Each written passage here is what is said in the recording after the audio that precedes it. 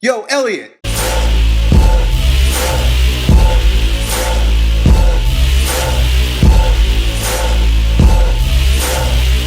Got a great question from our buddy Zach.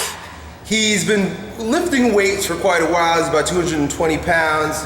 He's getting bigger, he's getting stronger. The bodybuilding muscles and the strength associated with heavy lifting is all coming to fruition. But then he hears this crazy motherfucker, Elliot Hulse, say that you don't want to be a big, dumb meathead. You don't want to have muscle that is not functional, useful, right? So I just threw a wrench in his system now, and he's like, dude, I'm building all this muscle and strength, and now you tell me I have to have functional ability? Well, look, you don't have to have anything, but if you want to have what my friend calls athletic aesthetics, muscles that look good but can also do stuff. And, you know, mind you that if you're just walking around to be and would like to be a Ken doll, you know, kind of just posing on the beach or whatever it is that you guys that build your muscle do, and you have no desire to build any type of functional capacity, that's fine, that's okay. Selling safety is always a difficult thing.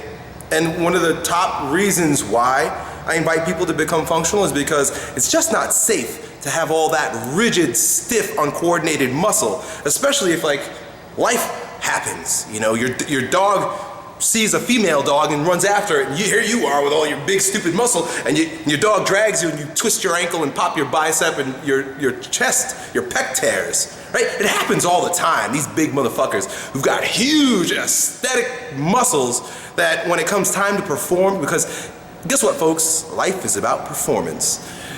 They tear all types of shit. My brother-in-law, he watches my videos, so he knows I'm making fun of him right now. He's got a big fucking chest. I mean, he's all about bench pressing. It's as big as his arms and chest could get. You know, that's his only objective.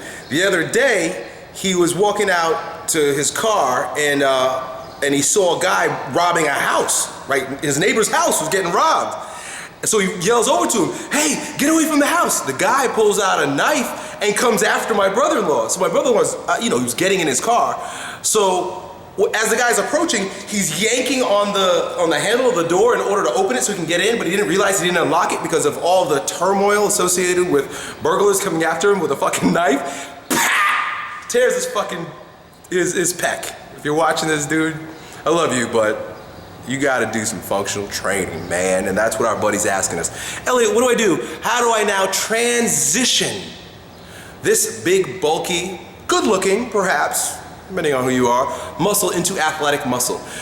There are multiple different ways to do this, and I can offer you a slew of solutions, but my objective with making these videos is to give you something very tangible, something that you could use right away, that's not that difficult, right? And will slowly transition you into whatever it is your goal is, or to support you.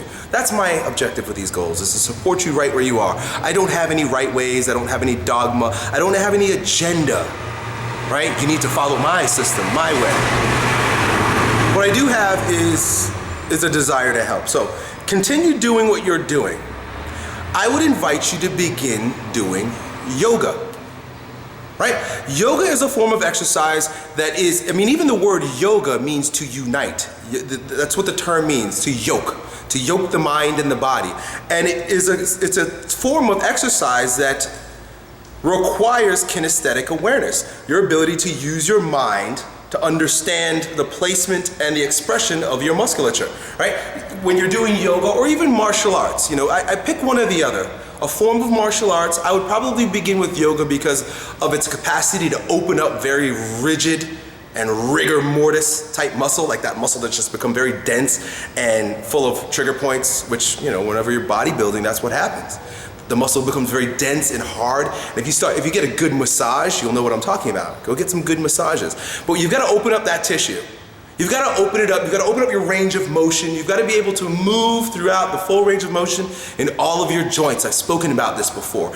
Not only that, right? Because you can go too far on one end of the spectrum and that'll fuck you up too. You know, I know yoga guys that it's like, dude, you're so yoga-ish that you can't even, like, your body is like Gumby, bro. Like, you could just smack him and he'll just fall over. You gotta balance this shit out, folks. This is why I'm not scared to talk about everything across the spectrum as it supports you in becoming the strongest version of yourself. Because there is no right and wrong. There's no better or worse. There's how can you use the tools available to you to reach the goal of becoming a stronger version of yourself. A stronger version of yourself is somebody who's good looking. Obviously, you're working on your body because your body's a manifestation of your psychological and physiological character. But also someone who is supple, soft, and athletic enough to use the damn thing. In so many ways is your ability to move far more important than what you look like. Life is movement. I'm reading a great book by Eugene Sandow called Life is Movement. In fact, I might republish it because it's so damn good. But essentially, all of your physiological functions, your ability to digest, assimilate, utilize, and shit food out of your body is directly impacted by your ability to squat. Your ability to thoracic extend, to open up your thoracic cavity, to open to your abdominal cavity, to soften the musculature in your jaw, across your face, and your belly, and your pelvic floor, directly impact your ability to breathe. You stop breathing, all physiological functions shut off. So, of course, I'm talking in circles and going on rants here. My final invitation to you here is continue doing what you're doing. The bodybuilding and the powerlifting is just fine. You see me doing it. That's why I make these videos. But you've also got to balance it with softer exercise modalities, softer strength, which comes in the form of movement capacity. Yoga, martial arts, Qigong, not so much Qigong or Tai Chi. I would stick with yoga. That's my answer. It's yoga. It's the range of motion associated with yoga. It's also the mind-body connection. It is also your ability to hold postures, which means you're strengthening your nervous system. So you're actually getting stronger when you do yoga.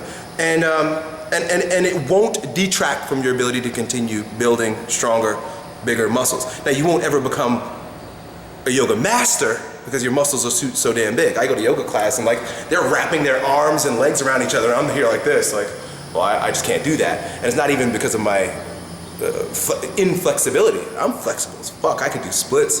It's because I got so much bulk. I got so much fucking muscle. So you're never gonna be a yoga master, but you will take that which is useful in yoga, get rid of the shit you don't need, right? Bruce Lee again, quoting him twice this week, and add it to your ability to continue growing bigger and stronger muscles. Good luck. Yo, Elliot.